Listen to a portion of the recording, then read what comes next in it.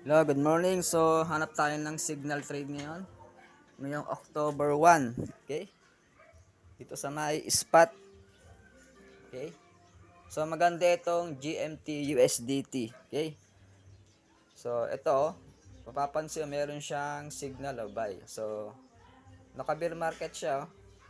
So, yung high niya is 0.17. Yung high time niya. Yung kanyang low is 0.1395. So, naka-bear market itong GMT. So, it's time to buy. Okay? So, wag niyong kalimutan. Today, so October 1 today. Yan. So, good luck. Okay? So, pag nag-sell kayo, nasa 14.50 o kaya yan. Pag sell kayo, so 14.58 or 14.95. Yan. Diyan kayo mag-sell. So, pwede niyong ilimit yan. Halimbawa, pag nakabay na kayo, yan. So, 14.20 ngayon.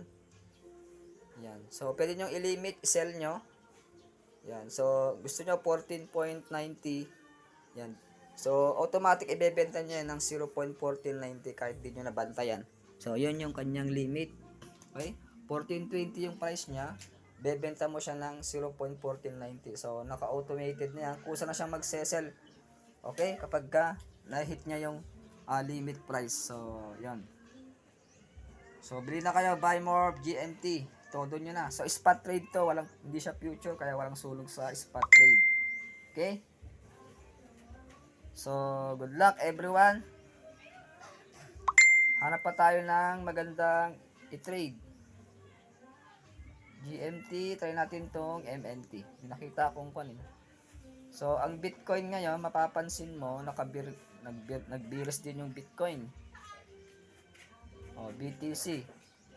So, pababa din siya this weekend. Yung kanyang high is 65k dollar. So, bumaba siya ng 62.8k dollar. Ayan o. So, biris pa rin yan. So, hanap tayo ng magandang execute.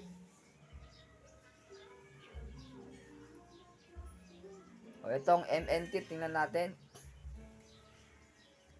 Ayan, so medyo kwan siya. Medyo volatility. Pababa rin siya. Ayan. Dito sa 4-hour chart. Ayan.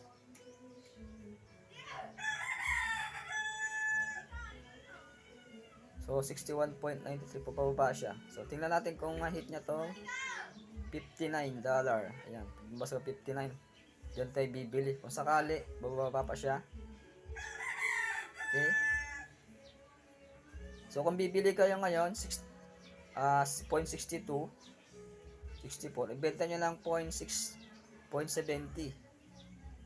Ayan. Limit nyo lang yung price nyo. Okay, so, thank you for watching. God bless day. So, subscribe my channel, Jonathan Bit TV, para ma-update ka sa mga next video, sa mga signal. Okay? So, available yung ating slot is 29 slots pa sa ating AI course. So, mag-enroll na kayo. Hindi na kayo mag-invite. Okay? Good morning. See you tomorrow. Bye-bye.